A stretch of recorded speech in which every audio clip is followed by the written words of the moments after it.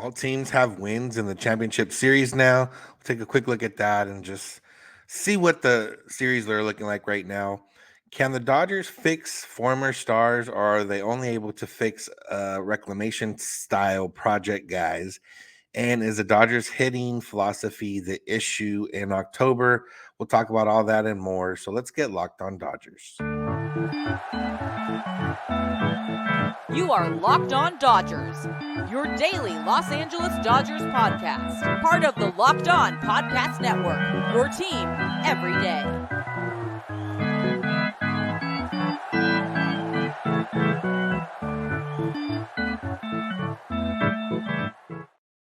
Yo, Dodger fans. Welcome to Locked On Dodgers. We are part of the Locked On Podcast Network, the #1 local sports daily podcast network. Locked On, your team every day. This is a daily podcast covering the Los Angeles Dodgers, bringing you the smart fans' perspective on our boys in blue. You can find us wherever you find podcasts and on YouTube simply by searching for Locked On Dodgers. And once you find us, you might as well subscribe because you can get notified when our episodes are ready for you every Monday through Friday. Every weekday morning, we're here for you for about 30 minutes. If you want to become an everydayer, it's very easy. All you have to do is listen or watch every day, and boom, you're an everydayer. If this is your first time listening or watching, I'm Vince Samperio, and I'm usually joined by a co-host, Jeff Snider, but it's just me today. But either way, Jeff and I are both lifelong Dodger fans that have been consumed a lot of Dodger baseball. We've both covered the team. We've both written about baseball. We've both interviewed players. We've both done a lot of things around the Dodgers. We're not quite insiders. We're just here to bring you what we believe is the smart fans' perspective on our boys in blue. And that's what I'm here to do today, as we're here to do every day. There's not a lot going on in the world of Dodgers right now because the postseason is going on. So any free agency or anything like that can't start until the World Series ends. But there's still topics to talk about, and because the Dodgers lost so early, that means there's a lot of things we can talk about in terms of why did they lose, what can they do, things of that nature, and that's what's coming up later. But first, we'll just talk about, I don't know how many of you are still paying attention to the MLB playoffs. We've talked about it on here, obviously. But again, if you aren't a fan of the playoffs once the Dodgers are out, then I can understand it. But if you are still a fan or you still want to keep up with it, we'll give you a quick little update right here. So last night there was 2 games. The Phillies lost to the Diamondbacks. Diamondbacks walked off the Phillies, off Craig Kimbrell. And if anything, I do not miss the Craig Kimbrell experience. He's gotten some big outs for the Phillies this postseason, but it's been stressful. If I was a Phillies fan, I'm for sure would have been stressed every single time he's touched the mound so far, even in a clean inning, which doesn't happen very often. It's still the same Craig Kimbrell experience from last year. But yeah, so on the Phillies and DBacks series, it was one of those games where it became a pitcher's duel, and it was Ranger Suarez versus Brandon Pfaadt, and nobody had scored through 5 innings, and it was one of those where you didn't know how the game was going to go because both teams had somewhat rested bullpens with the day off right before, and they hadn't really used none of their main guys. Like the D-backs lost the other night, but they got blown out, so they didn't have to use none of their main guys. The Phillies have gotten some extended starts from their starting pitching, so they haven't had to use too many of their arms either. But it was one of those games where you see, a lot of times Dodger fans are mad at either Dave Roberts or the front office or whatever analytics for taking out pitchers earlier than, when they're cruising, and you still take them out just because they're going to face lineup for the 3rd time or, whatever, blah, blah, blah. And just a reminder that the Dodgers aren't the only ones that do that. Obviously, we know that because Kevin Cash took out Blake Snell in the 2020 World Series, and that seemingly catapulted the Dodgers to that Game 6 win. The Dodgers have done it, Rich Hill that one time, Tyler Anderson maybe last year, the Dodgers have had their fair share of frustrations with taking out pitchers a little bit early. And this one, Brandon Pfaadt had not given up any runs and was seemingly cruising through 5 2/3. Then they take him out to finish out the 6th inning. Ranger Suarez also came out a little bit earlier than maybe expected, but he had at least given up a double, so it was a little bit more warranted, I guess. If you were watching the ALCS, Pedro Martinez was mad when they took out Brandon Pfaadt, and I'm sure some other people didn't agree with the situation. But if you're going to judge straight by wins and losses and forget the actual things that go on during the game, Torey Lovullo made the right move by taking out Brandon Pfaadt, because why? They ended up winning. And, Brandon Thompson, or not Brandon Thompson, I forget his first name, for the Phillies. I don't think he didn't make the wrong move because they didn't score that inning, but they did end up losing. So you never know. On the AL side, the series was 2-0 in favor of the Rangers, and then the series came back to Arlington, and now the series is tied 2-2. Former Dodger Andrew Heaney started the game for the Rangers and kept up the trend of Dodger and former Dodger pitching, I guess, in the sense of he did not make it out of the first inning. He gave up 3 runs and he was done before the first inning was over. And the Rangers did end up climbing back and tying the game 3-3. But then after that, it was a shellacking on the Padres end and ended up winning. I think 10-3 was the final score by the time the 9th inning was over. So it was, that's the thing with these Astros. And I think the Astros they still have that villain. They're still if anything in all of baseball, they're still the villain of the sport. I do think the ire and everything else has dropped a little bit in recent years in terms of how strong it was before. But I mean, we're well past the point of, even if you think they cheated up until 2019, we're past that point now, for 4 years. And different players, some of the same players, different players, and they're still getting the job done. And it is something, it's one of those things where it's like, oh, if you try to figure out, how the Astros doing this, or whatever the case, and it's weird because you could say, oh, it's because their stars actually come through, which is true. Yordan Alvarez is an absolute beast in the playoffs, and that one might hurt Dodger fans because the Dodgers had Yordan Alvarez, although everything around why the Dodgers had him, there's been speculation that they really only had him because Astros kind of asked them, hey, can you hold on to this guy for us, or whatever the case. But it's not like all their guys hit. Altuve last year, the start to the playoffs, what was he like, 0 for 20 something before he finally got a hit. Kyle Tucker this year is struggling, but they just get enough done. And Jose Abreu's had a big postseason for them.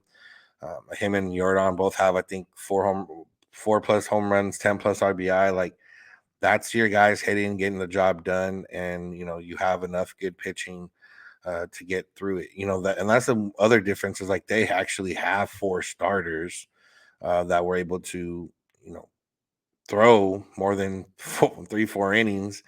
They have Verlander and Framber, and those are actually the 2 guys that got the loss. And then they follow up with Christian Javier and Jose Urquidy, and both of those guys have had struggles in regular season or whatever, but they've also pitched a lot of innings in the postseason, and it's kind of helped them out here. So it's the Astros are still villains, still don't like their fan. I don't care about the team really anymore. There's not that many players from the 2017 team. Their fans, I still not a fan of their fans, just because why would I be? But they are something to look at in terms of how to, the Dodgers have been able to build a sustainable winner in the regular season. The Astros have been able to do that in the regular season and the postseason.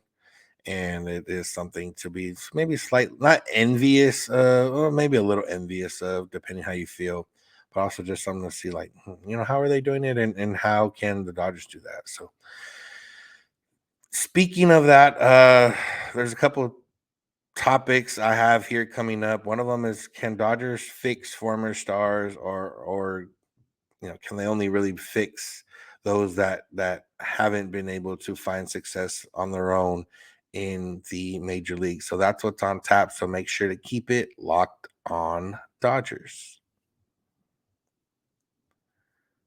Today's episode is brought to you by Jase Medical. There's a lot of uncertainty today in the world, and it's important to be prepared. Just in the last year, we've seen the fires in Hawaii. There's hurricanes and tornadoes in Florida and down there in the South. We're always waiting for an earthquake here in California, it seems like. And beyond that, like around the world, like the unrest in the Middle East right now, we've had the issue in with Ukraine and Russia, and that might not affect us directly in terms of other things, but it can affect us in terms of a global chain supply getting shorted and issues coming up from that. And that's why Jace Medical is here, because they have the Jace case, which is a personalized emergency medication kit that contains 5 essential antibiotics that treat the most common and deadly bacterial infections. And you don't want to get caught off guard. You want to be ready to go, and Jace Medical can help you with that with their Jace case. It's easy to get your own Jace case. All you got to do is go online, fill out the form, potentially speak to a doctor, and boom, a few days later, your Jace case is here and you're ready to go for anything. And the best part is you're not just cut off after that. You can keep having consultations with those doctors and try to make sure that you're set for whatever happens. So go check out Jace Medical right now and see what you can get in your Jace case. And now you can even customize your Jace case and get dozens of add-on medications, and you can choose the medications that best fit you and your family's needs. So Jace case is here. Jace Medical can help you out. If you go to jacemedical.com and enter code locked on at checkout, you'll get a $20 discount. That's $20 off your order with the promo code locked on at Jace Medical. That's JASE medical.com. And thank you for making Locked On Dodgers your first listen of the day every day. Make sure to become an everydayer by listening or watching every day, and make sure to tell your friends and family about us. And you guys can all be everydayers together, and it'll be a lot more enjoyable because you guys can discuss what we discuss in the show. SiriusXM can help you listen to the games right now if you want to listen, or next season you can listen to Dodger games if you search Dodgers on SiriusXM or the SXM app. All right, so we had a question from our buddy Pat Dwyer, and he says, "Do you guys think the Dodgers do better developing journeyman pitchers into serviceable or elite major leaguers than they do with reclamation projects on former star pitchers? Thinking about Syndergaard and Kimbrel, and to a lesser extent Lance Lynn, versus guys like Phillips, Almonte, Tyler Anderson, etc." And it's a good question, and it's one of those where I don't think the sample size is big enough yet in order to, I don't think the sample size in terms of like former stars uh trying to get fixed is big enough yet, because Craig Kimbrell was acquired late into spring training right before the season started. And I honestly don't think they really changed anything with Craig Kimbrell. They just kind of let him be who he's been and kind of go out there. We didn't see much change in pitch sequence, and we didn't, throughout the year, we didn't see much change in the sense of his delivery or anything like we didn't see any. He was just kind of bad all season for the Dodgers. He had the let it go stretch where he had better results for a little while. It's not necessarily that he was better pitcher, and it kind of went from there. And you look at the last 2 years, he had a 3.75 ERA with the Dodgers last year. He had a 3.26 ERA this year with the Phillies. But you look at the FIP, and he had a 3.23 FIP with the Dodgers last year and 3.81 with Phillies. So he was a little bit unlucky last year, and he was a little bit more lucky this year. So his WHIP did go down from 1.317 to 1.043. So he did allow less. He did strike out a little bit more, and he did allow a little or a little bit less hits, same amount of walks, although he had a little bit more innings this year pitching. So it's not like a lot changed for Kimbrel. He just had a little bit more success and a little bit more luck in the sense of how he did for the Dodgers. Um, so it's one of those where like they didn't really change him. He just got here and they kind of just wanted him to work out, and it didn't work out. Noah Syndergaard is probably the one. Lance Lynn saying he got here. They tried to change up his sequencing a little bit. They tried to say, hey, you're only going to throw 3-4 innings, so empty the tank. And it didn't quite work out. And especially in the postseason, you go back and look at some of those pitches he made for the 4 straight home runs, and they're just non-competitive pitches. When it comes to Syndergaard, that's probably the one where you can say, you know what, it didn't work out. Obviously, there was a few different factors to that. His velocity never came back. And without the velocity, that's a complete overhaul for a pitcher. And I don't think they would even have enough time. It would take a full offseason to kind of work on that. And, it seemed like Syndergaard came here to get help. And then some of the stuff that he was saying as he was going, or even after he got traded, kind of alluded to, they didn't really let me do my thing. Whatever the case was, it just didn't work out. And I think it's harder with guys, in general, it's harder with guys that have had success and good success because, you might not want to admit that you need help, or you might not want to change things, or it's a lot harder to change things because you are a veteran, and it's one of those things where you look at a guy like Jason Hayward, who he'd been on the decline in terms of numbers the last few years. He had a hot 2020, but other than that, like, he had been on the decline for a few years, and he overhauled his whole swing, and that wasn't started by the Dodgers.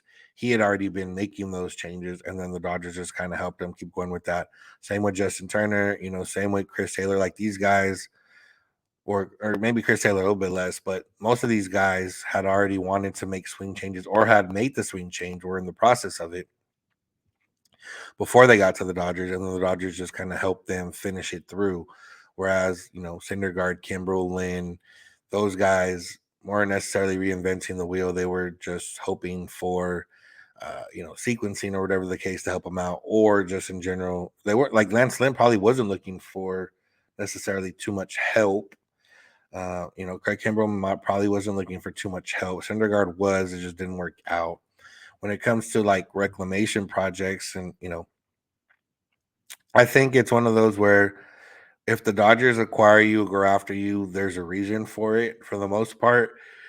And what we've seen with like Tyler Anderson and Almonte and Evan Phillips is they usually can find one thing that you succeed or that you do well, and they want you to harness that. With Almonte, it was the sweeper and the off speed, and with Tyler Anderson, honestly, I don't know, because he didn't have a good year in Anaheim, and he was really good with the Dodgers. And I would imagine it's just a matter of the pitch sequencing and pitch calling and being comfortable with the Dodgers. It's not like he reinvented the wheel here. He just had a good year. Guys like Andrew Heaney, parlayed his year here into something. And I think it's just a matter of the Dodgers focusing on what you're good at. If you can throw a slider that guys hit 120 off of, then you're probably going to throw that slider more often. And if it ends up getting hit more, then they'll figure it out from that case. But if not, then you're just going to keep throwing that slider or keep throwing that changeup, or keep throwing that curveball, or keep throwing the fastball. Like, whatever you're good at, they're going to continue to find ways for you to utilize that. And I think it's a lot easier with guys that are journeyman or haven't had all-star years or whatever the case. But I do think the Dodgers could help out guys like that, but it would have to be, especially when it comes to pitchers. Hitters a little bit different, but with pitchers, it's a longer haul. Like, you're either going to completely reinvent the way they throw in order to maximize something. You're going to completely, revamp how they throw in terms of what pitches and everything else, and you're going to have to do all that while getting buy-in from the player. And I think that might be where it comes from, is like you have more buy-in from guys that haven't had that success and guys who have. That's just natural. Like, I'm sure Noah Syndergaard didn't want to come and not pitch well for the Dodgers. It just happened to work out that way. But, did he have 100% buy-in? I don't know. And did the stuff come back in a sense of velocity? No. So it all contributed to that. So I think it's easier, but I do think, if there was a pitcher that came to the Dodgers and said, like, mold me how you want, I do think the Dodgers would be able to at least help them out in a certain extent. So the Dodgers and hitting in the postseason, two of my non-favorite things when they're combined together. Is the Dodgers hitting philosophy the issue when it comes to October? We'll talk about that. Make sure to keep it locked on Dodgers. Today's episode is brought to you by the Sleeper app. MLB playoffs are here, but there's not much left. So the clock is ticking on your chance to win 100 times your cash on daily fantasy baseball. Remember, the Sleeper app is easy to use. It's you're making picks basically, and you're not making picks necessarily on what's going to happen in the game or what's going to happen, blah, blah, or like who the outcome of the game or anything like that. You're more making picks on players, and you can go player based with it. And what you do is you pick a player, and there's different stats to toggle, and you pick which stat you want to look at, and it'll give you a number, and it'll give you more or less than that number, and you make a pick of, is that player going to have more than that number or less than that number in the game? And that's one pick, and you can do that up to 8 times. And if you do that up to 8 times, there's a chance for you to win up to 100 times your cash on this daily fantasy baseball. So go check it out.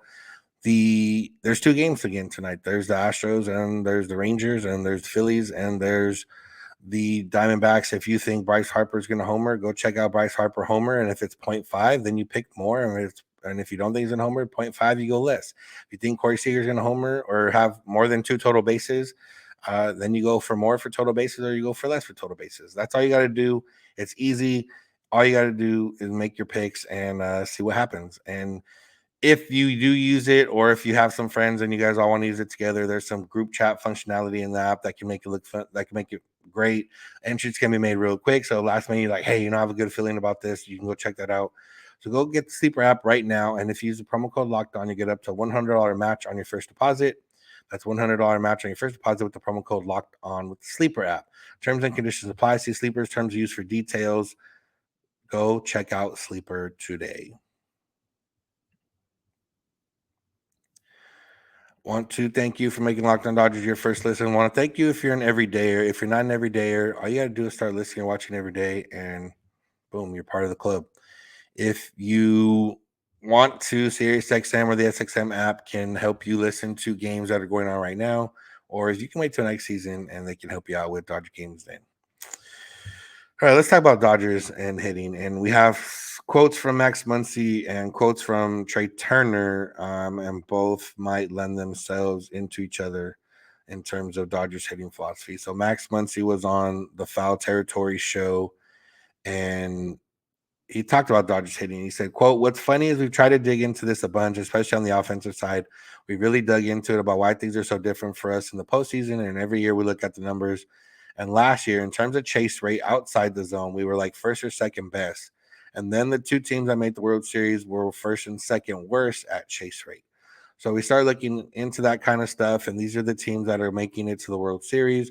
They're going up there and they're getting their swings off, whereas we're being too disciplined. And that's almost where it seems like we just got to flip the script and go up there and start hacking." And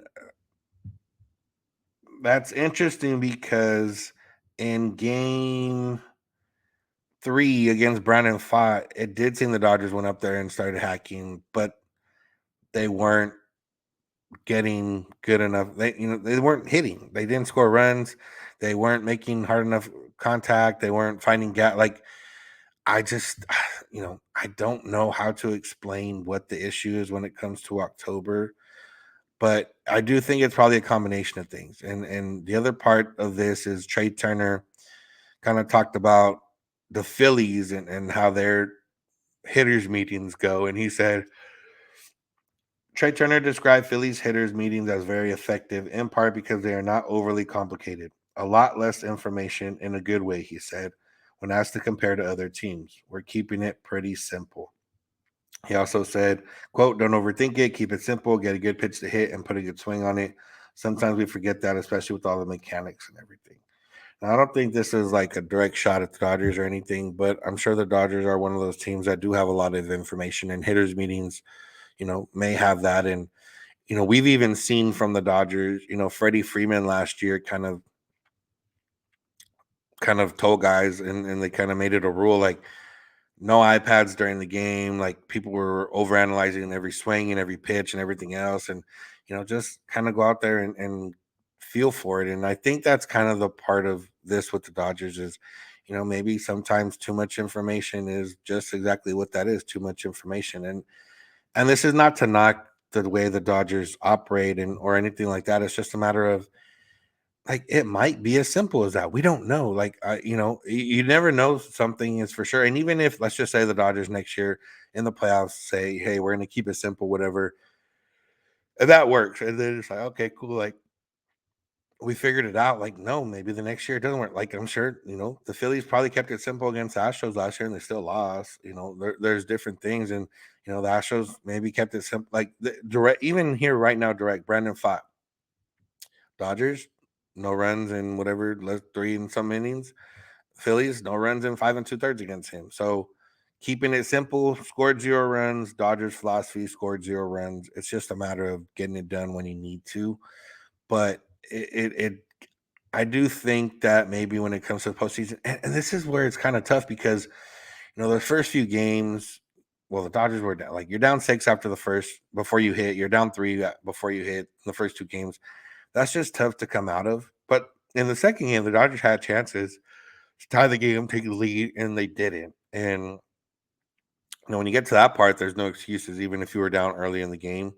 But it's just like there's no right answer to this. It's just a matter of, hey, you should hit the ball better if you're a hitter, and whatever the case is, because a hitter's meeting, they might throw a bunch of stuff at you, but at the end of the day, like, you're still up there in the box. Like, if you go up in the box, if they told you, hey, the guy throws, 72% of the time throws this on the first pitch, or blah, blah, blah, and you're like, you know what? I don't care if he throws a slider 72% of the time. I'm going to go up here and I'm going to look first pitch fastball. And then, you get a first pitch fastball and you do something with it.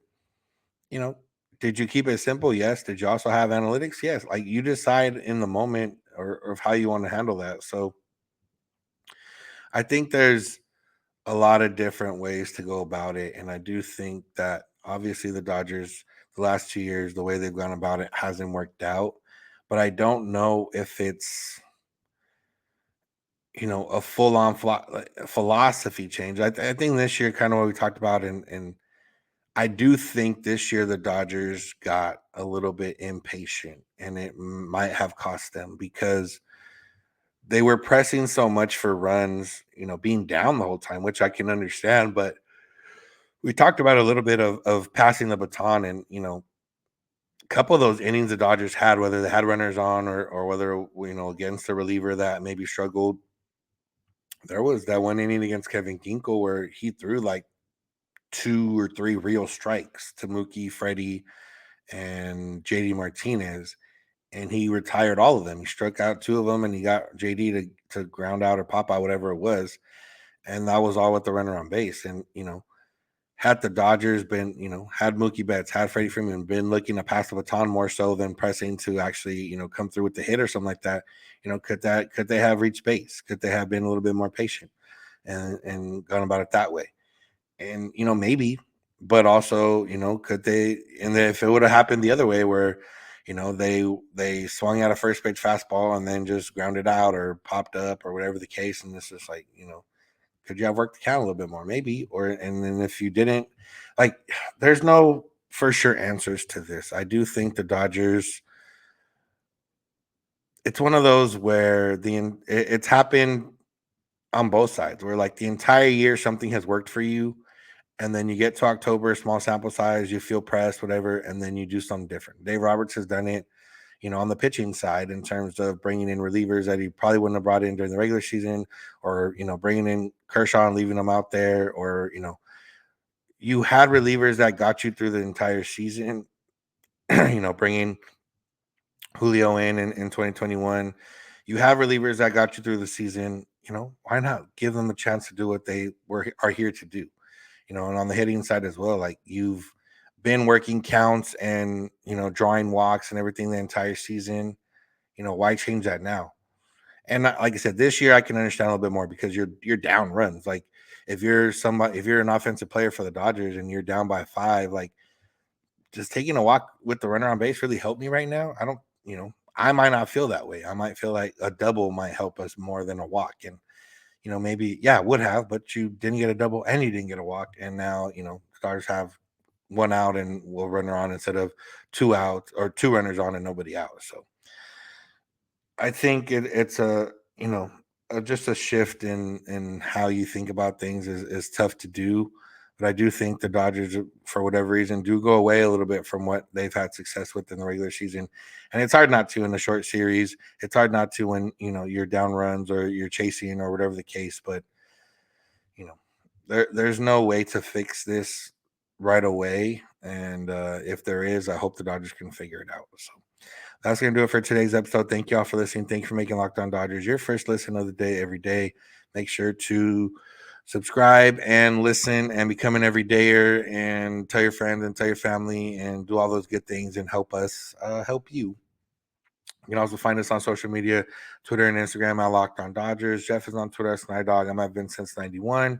DMs are open on both of our accounts if you need to get a hold of us for questions, comments, or concerns. You can also get a hold of us via email, lockedondodgers@gmail.com, or via voicemail text at 323-863-5625. We're here every weekday morning, and we hope you'll be here with us. When you get in your car, if you're at home, here's My Device Play podcast, Locked On Dodgers. And remember, you don't have to agree. You just have to listen. Have a good one.